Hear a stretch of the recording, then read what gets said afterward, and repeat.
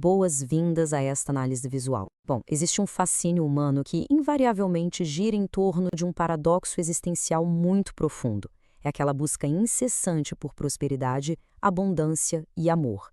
Mas, com enorme frequência, quem busca acaba batendo de frente com um muro invisível. Dá para sentir o peso real da estagnação, não por falta de esforço ou por ausência de talento, mas por um excesso de algo que raramente é nomeado. É um dilema doloroso. Desejar expansão, mas operar a partir de um sistema arquitetado na sua essência para contração. E é exatamente a mecânica por trás dessa resistência silenciosa que nós vamos desvendar agora. A imagem de um balde furado ilustra isso perfeitamente. Por que a busca pela prosperidade parece tentar reter água num recipiente que vaza o tempo todo? Na nossa cultura moderna, o indivíduo comum passa a vida exausto, tentando desesperadamente adicionar mais água. Trabalha o dobro, consome infinitas técnicas de produtividade, repete afirmações diárias com fervor. Mas a água, inevitavelmente, continua escorrendo. O humor trágico dessa engrenagem toda é que o foco está sempre em adicionar mais, e quase nunca em olhar para o vazamento em si. Esse furo é, na verdade, uma tensão crônica, uma resistência tão enraizada na biologia que a pessoa frequentemente a confunde com a própria personalidade. E isso nos leva a um conceito fenomenológico crucial: o filtro de percepção. A grande ironia é que a maioria dos que buscam prosperidade não está operando num vácuo absoluto de recursos. A realidade, o afeto, as oportunidades, a água, de fato, está caindo no balde. Mas antes que isso seja registrado pela consciência, atravessa uma lente densa. Um filtro que tinge cada evento, cada palavra e cada possibilidade com a cor fria da insuficiência. O que é percebido internamente não é a dádiva entregue pelo mundo, mas só a sombra pálida que o filtro deixou passar. Ou seja, a questão muda totalmente de figura. Não é mais sobre como atrair mais do mundo exterior, mas sim sobre o que está ativamente distorcendo o que já chega na porta. O paradoxo da defesa revela aqui o seu lado mais sombrio. E tem um certo humor cósmico nisso tudo, viu? Aquele exato mecanismo estruturado lá no passado para proteger contra a dor virou o arquiteto da prisão atual. Tenta-se, pela força bruta de livros de autoajuda e mantras de superação, abrir o coração. Mas o nosso sistema nervoso simplesmente não compreende metáforas poéticas, ele compreende ameaças. Para a biologia, essa vulnerabilidade forçada soa como um verdadeiro cerco medieval. E quanto mais se tenta derrubar o muro à força com a mente consciente, mais o sistema biológico, em pânico, reforça os tijolos da Daisy, trancando o indivíduo do lado de dentro de forma ainda mais segura. Agora, se a gente trocar a lente da emoção pelo rigor da física quântica, a mecânica da resistência fica ainda mais clara e incontestável. O princípio da energia de ponto zero mostra que, mesmo no zero absoluto, o estado de maior quietude e ausência de calor possível, a atividade não cessa por completo. Existe uma vibração mínima, uma energia de base inextinguível. A metáfora estrutural para a vida é magnífica. A fundação da nossa realidade é generosa por padrão. O sol nasce e aquece, os pulmões inflam e a biologia se regenera no escuro da noite sem exigir nenhum esforço consciente. A abundância não precisa ser extraída à força das engrenagens do universo. Ela é a vibração de ponto zero de qualquer sistema vivo em equilíbrio. O ponto de virada exige, portanto, uma quebra de paradigma totalmente não cartesiana. O convite existencial aqui não é para aquele esforço ensurdecedor de adicionar novas ferramentas ou conquistas. O verdadeiro desafio é voltar a atenção para o espaço interno e notar o peso cinético disso.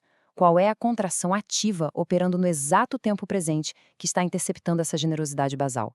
Decreta-se aqui o fim da era da adição exaustiva e o começo da revelação silenciosa através da subtração. A sensação é a de largar uma âncora muito pesada. A pergunta de ouro não é o que falta fazer para chegar lá, mas sim o que precisa parar de ser feito agora mesmo. Dá para desconstruir essa resistência invisível em 3 camadas distintas, operando quase como 3 grandes guardiões arquetípicos. O primeiro é fisiológico. Um sistema nervoso banhado em cortisol, preso em um alarme de alerta crônico, entra em retração evolutiva imediata. Um corpo focado em sobrevivência física simplesmente não se expande para receber a vida.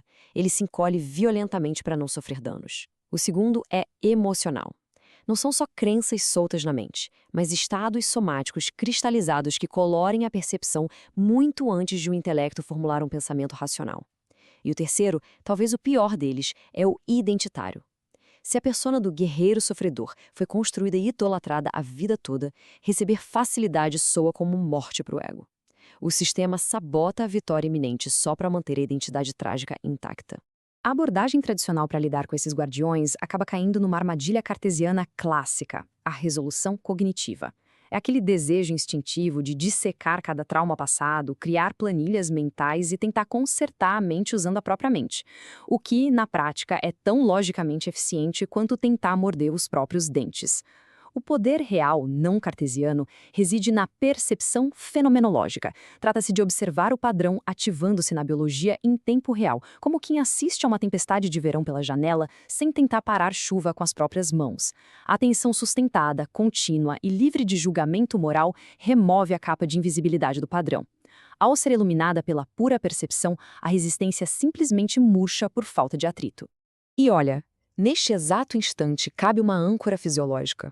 Uma pausa sutil para notar a temperatura do ar, a postura do corpo e o ritmo natural da respiração enquanto estas palavras são ouvidas.